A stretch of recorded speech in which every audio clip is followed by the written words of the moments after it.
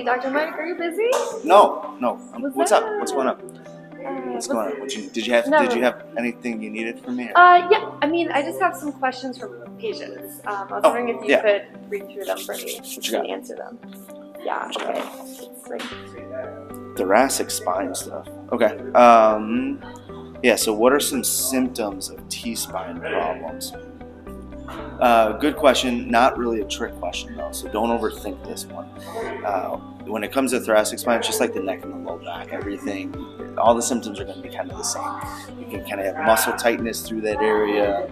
You can actually have radiating pain that may come around and follow those ribs into the front of the chest. You can get spasms. So it's not, like I said, don't overthink it. It's kind of just where you're feeling that pain. If it's a neck, low back, mid back type thing, it's going to be right in that rib cage type area. So good question though.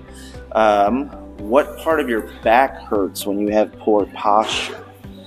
All of it, so in reality, most of the time when we have poor posture, we start focusing, we're getting like this and round it out. So a lot of that time it is going to be your thoracic spine into that neck. So think upper middle back type areas. And again, it's because of those muscles. The paraspinal muscles connecting to the back of the skull, and they actually run all the way down the spine into that low back pelvis. So as we start to get the poor posture and we're rounding out and we're sitting at these computers like this, those muscles are going to get really tight. So it'll be focused more upper middle back type thing. Why? I got this one from a patient the other day, so I'm glad to talk to you too. Why is thoracic spine mobility important? Right? So if you think about mobility, we're always stretching our legs, stretching our arms, we may even stretch our neck a little bit. But the thoracic spine, that mid-back, is really important when it comes to mobility. Whether you're a top-tier athlete or you're a desk jockey that you're sitting at work all day long. And mainly that's because the more mobile that thoracic spine is, as far as rotation and bending, the more load it's going to take off of that low back. Right? So if the thoracic spine's not moving at all, something's going to have to offset. Because the thoracic spine's in the middle, it's usually going to offset upper or lower. Most of the time it'll offset lower into those muscles, into that low back, just because it's a bigger area, and it's going to try to take the brunt of that motion from the thoracic spine. So we have to keep that thoracic spine mobile, especially with our patients, because whether they're dealing with mid-back pain, low back pain, that has to be moving so we can make it a little bit easier for that mid-back and low back. Make sense? Good? Okay. Why does my back hurt when I try to correct my posture? If you're working those muscles, man, that's it.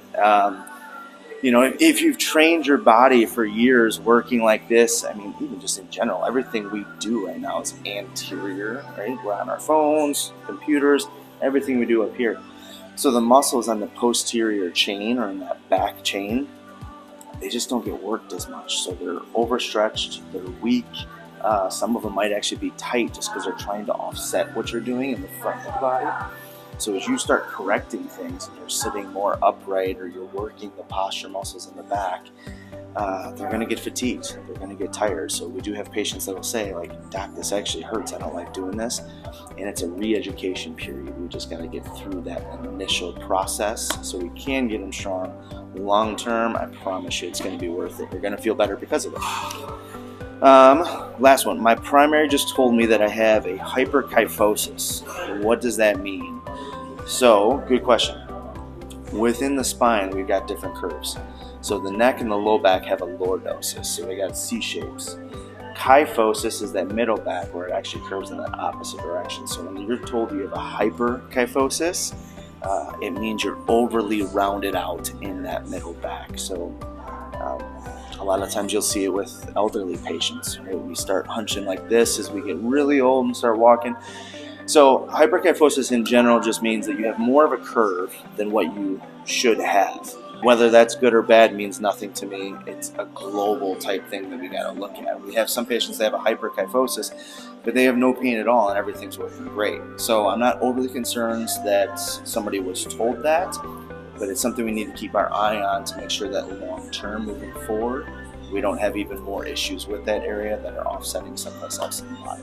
So that's it. All right. 5 of them, good ones. Yeah. Anything else? No, that's it. Here, let me.